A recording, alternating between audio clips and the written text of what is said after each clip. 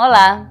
Hoje estamos aqui para falar sobre mais um tema em psiquiatria e psicologia da infância e adolescência e hoje vamos estar decorrendo o tema de desobediência.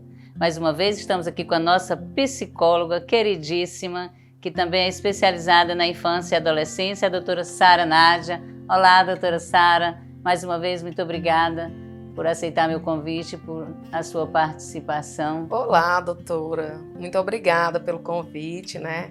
E assim, hoje nós iremos trabalhar um pouquinho, né, sobre a desobediência. Porque que muitas vezes a criança ou adolescente, ele tende a ter esse comportamento confrontador com os pais, né, de desobediência. Então hoje, né, seguindo também a esse convite maravilhoso com a doutora Juracy, nós iremos falar um pouquinho sobre esse tema. E falando da desobediência, né, ela é um pouco diferente as causas na criança e no adolescente. Na criança, na maioria das vezes, gente, os pais têm dificuldade em estabelecer, né, doutora Sara, regras e limites assim bem claras. Eu vejo que os pais, às vezes, filho único ou assim, super protetores, e fica muito naquela da criança fazer o que precisa ser feito na base do querer. E até para nós adultos, gente, causa um certo desconforto quando vamos fazer coisas que precisam ser feitas, mas que não é bem o que gostamos.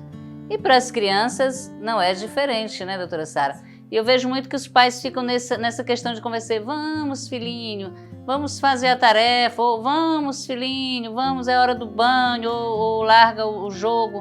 E fica nessa tentativa de convencimento. Ou de troca, ou né? de troca, ou na base da criança querer fazer o que precisa ser feito. E a desobediência, ela tem causas e consequências diferentes na criança e no adolescente, né, doutora Sara? Nas crianças, na maioria das vezes, é a dificuldade que os pais têm em estabelecer regras e limites bem claros. Ou então, os pais, assim, muito super protetores, porque a criança a gente ama demais, é aquela princesinha, é o nosso príncipe, e queremos convencê-lo, na base do querer dele, de fazer as coisas que precisam ser feitas. Né? Sim, e a verdade. gente vai muito no poder do convencimento. Não, filhinho, por favor, vem, é hora de fazer a tarefa, ou é hora de dar o banho, é hora de largar o celular. E nessa tentativa da criança querer, né, você está mostrando a ela que ela é quem manda, que ela é quem dita as regras e quem dita o horário de fazer as coisas que precisam ser feitas. E até mesmo nós adultos, gente, nós vamos sofrer um desconforto muitas vezes de coisas que precisamos fazer e não que são as coisas que mais gostamos de fazer. Não é, doutora Sara? Vejo. Sim. Como é que você vê isso? E assim, o que a gente nota, né, é que muitas vezes no consultório mesmo, as mães chegam dizendo, mas eu não sei como lidar com meu filho. Eu não sei como fazer para inserir essa regra, esse limite, ou até mesmo uma rotina de vida, né, por conta da tecnologia que a gente nota que os pais vão muito nessa base de troca, né, com os filhos. Então, o que é importante a gente fazer para a criança notar que ela realmente precisa ter a construção de vida dela baseada na rotina, na regra e no limite? Toda criança ela tem que ser ensinada através do acordo, né? Eu vou elaborando, vou fazendo, vou mostrando para ela a necessidade dela ter aquela adequação de vida da melhor maneira possível. E o que a gente nota é que muitas vezes os pais, pela criança birrar, pela criança chorar, pela criança deitar no chão e começar a gritar, não, pois pega logo esse celular, vai lá, te aquieta. Ou então pega, pois eu vou comprar teu brinquedo. Não. Quando a gente cede uma vez para a criança, ela tende a repetir mais vezes a birra e a desobediência. Então, o que a gente tem que elaborar a partir de agora? Mostrar para essa criança que ela tem que ter regras, que ela tem que ter limite. Horário para tomar banho, horário para escovar os dentes, de ir para a escola, horário de almoçar, horário de estar com a família, de fazer as atividades, né? E assim, a gente tem que entender que criar, que educar, de elaborar uma personalidade de uma pessoa é difícil. né? A gente entende que hoje é um pouco mais complicado do que no tempo da minha mãe.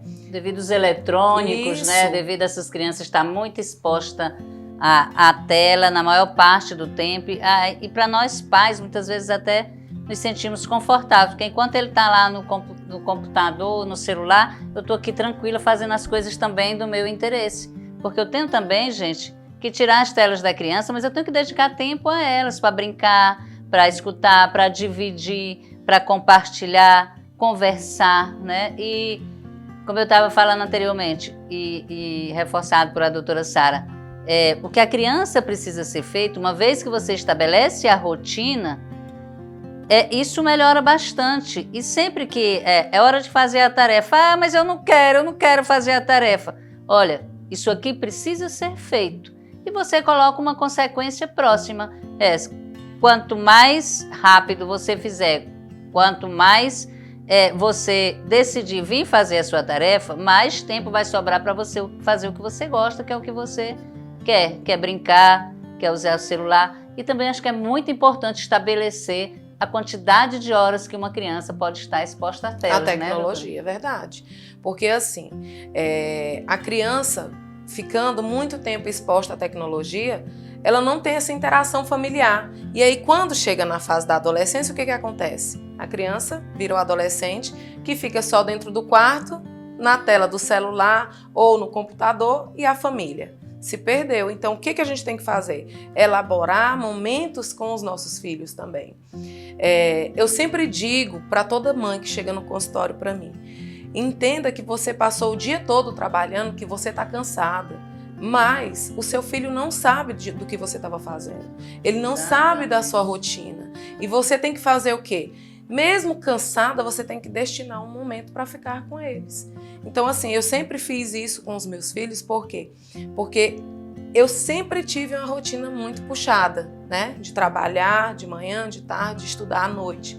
E eu sempre destinei, mesmo cansada, um momento para estar com eles. Ir no cinema, passear, divertir, conversar, para saber. Até porque eu estou numa fase que os meus filhos já estão. Um é pré-adolescente, tem 12, e a outra tem 16. Então, são estabelecimentos de momentos diferenciados. A gente tem que saber destinar isso para os nossos filhos também. Temos que demonstrar essa importância, porque senão, gente, a gente chega em casa, passa o dia trabalhando, chega em casa, a gente dá o quê? O resto. O restinho do meu tempo, a gente está cansada, o restinho do pouquinho de energia que me sobra. E aí a gente dá muito pouco, na verdade. E as crianças, para a gente estabelecer limites e regras, isso é na base do amor, do diálogo, da compreensão, se colocando no lugar do outro. E na adolescência, esse ser está se tornando um indivíduo. Muitas vezes vê a rebeldia do adolescente e é totalmente como rebeldia apenas de adolescente, né? E ao contrário, o adolescente ele já não é mais aquela criança que tem obediência cega aos pais. Isso aqui é errado. Por que é errado? Porque papai disse que é errado. Quando eu me torno adolescente, não. Eu estou me individualizando, né? como um ser humano, com pensamentos diferentes do meu pai, DNA diferente, opiniões diferentes. Eu já não acho que isso aqui é errado porque papai disse que é errado. É errado por quê? E eu vou tirar minhas próprias conclusões. Eu já não visto aquela roupinha, né, que mamãe queria. Eu já tenho os meus próprios autonomia, gostos, né? Eu já vou, claro, é um ser humano, gente, que está assim, que está surgindo e com ele a sua personalidade, seus gostos, opiniões. E muitas vezes por ele não concordar, aí o pai, esse menino está rebelde, não quer fazer.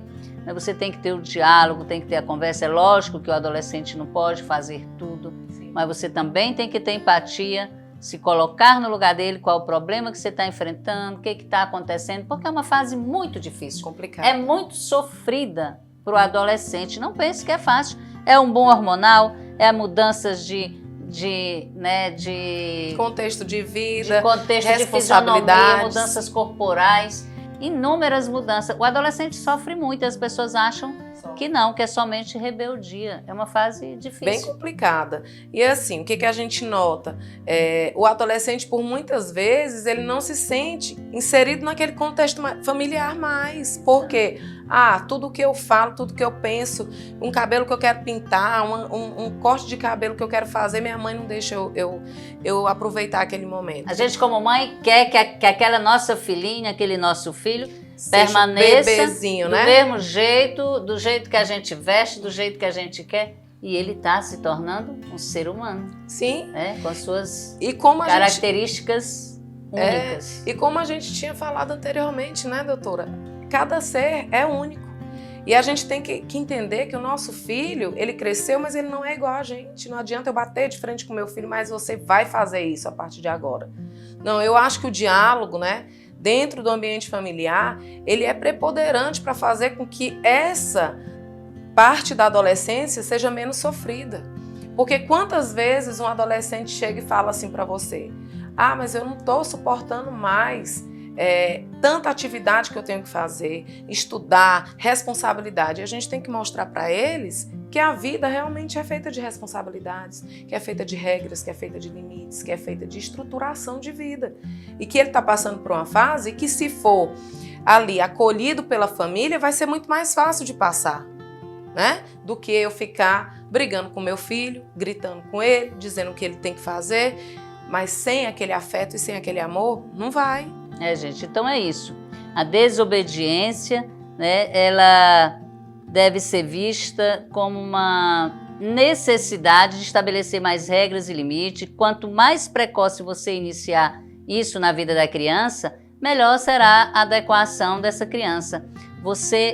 Eu vejo que muitos pais, quando o filho, mamãe, eu quero isso, meu filho, pega. Gente, não é isso. Você tem que presentear seu filho com o não, você tem que presentear com o espere, com regras, limites, porque essa criança precisa aprender a lidar com frustração, com adversidades, precisa saber que para tudo eu tenho uma rotina, porque na vida adulta é assim, não é verdade? E se não ensinamos regras, limites, fazer o que precisa ser feito, estabelecer uma rotina, ensinar essa criança e esse adolescente a ser frustrado, a ouvir um não consistente, eu vou ter muita dificuldade na vida adulta, quando eu me deparar com as adversidades que todos nós passamos no dia a dia, não é mesmo?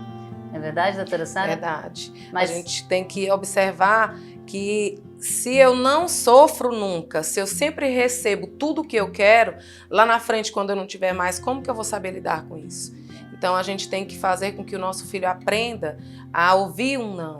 Às vezes o dizer um não agora vai fazer com que ele seja uma pessoa mais estruturada, né, psicologicamente falando, na fase adulta. Mais uma vez quero agradecer imensamente a sua presença, doutora Sara, num conteúdo acho que bem esclarecedor para os pais, né? E muito obrigado, viu? Obrigada pelo convite, doutora.